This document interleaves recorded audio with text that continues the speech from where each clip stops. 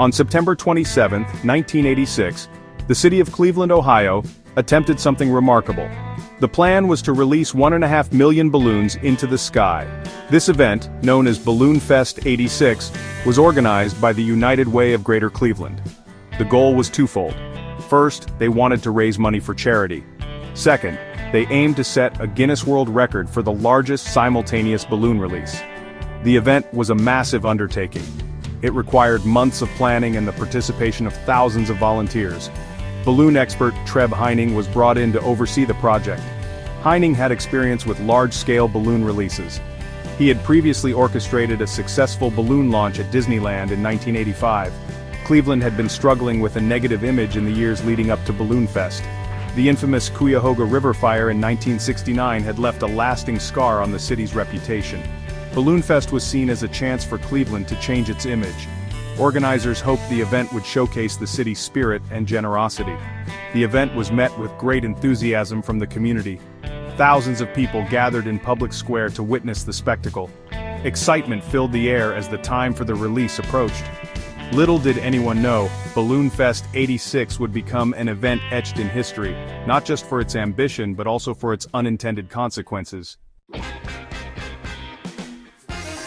The day of the launch arrived and excitement was palpable. Public square was teeming with people.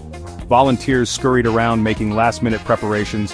The balloons, made of biodegradable latex and filled with helium, awaited their release inside a giant net.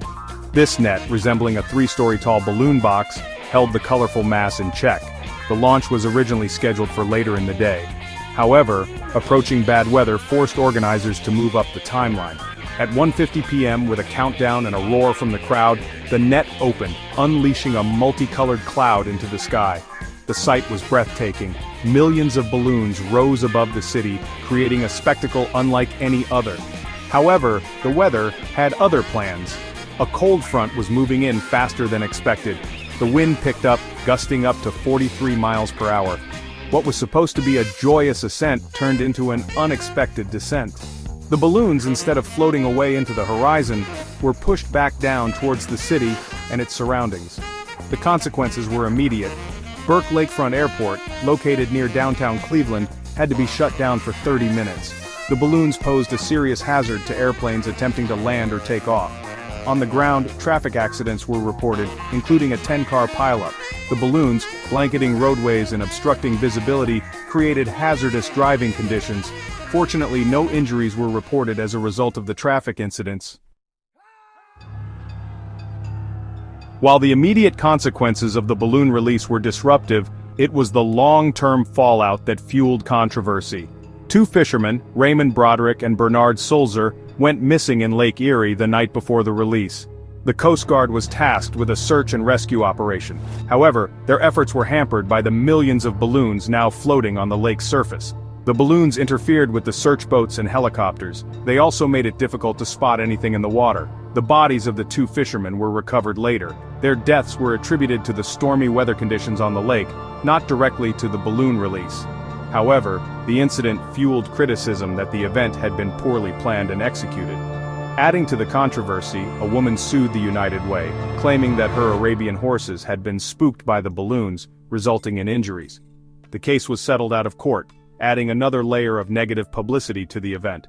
More significantly, Balloonfest '86 ignited a debate about the environmental impact of such large-scale balloon releases. Environmental groups argued that the balloons, while biodegradable, could pose a threat to wildlife and marine life. They also raised concerns about the helium used to inflate the balloons. Helium is a non-renewable resource with various industrial and medical applications. Using it for a publicity stunt seemed frivolous and wasteful to critics. In the years since Balloonfest '86, the event has been widely portrayed as a disaster. The images of balloons blanketing Lake Erie and interfering with the Coast Guard search have become symbolic of the event's failings. The incident has been featured in documentaries and television shows, often focusing on the chaos and unintended consequences. However, some argue that this portrayal is incomplete. They point to the fact that Balloonfest '86 did achieve its initial goals. It raised a significant amount of money for the United Way and brought the community together. They also argue that judging an event from the 1980s by today's environmental standards is unfair. In 2024, a new documentary titled Balloonfest '86, The Real Story aimed to present a more balanced view of the event. The documentary highlighted the positive aspects of Balloonfest, such as the community spirit and the charitable donations it generated. It also explored the event's legacy, both in terms of its impact on Cleveland and its role in raising awareness about the environmental consequences of balloon releases. Balloonfest '86 remains a controversial event. It serves as a reminder of the importance of careful planning and consideration of potential consequences. It also highlights the evolving understanding of environmental issues and the need for responsible stewardship of our planet. Whether remembered as a disaster or a well-intentioned event with unforeseen consequences, Balloonfest '86 continues to spark debate and reflection.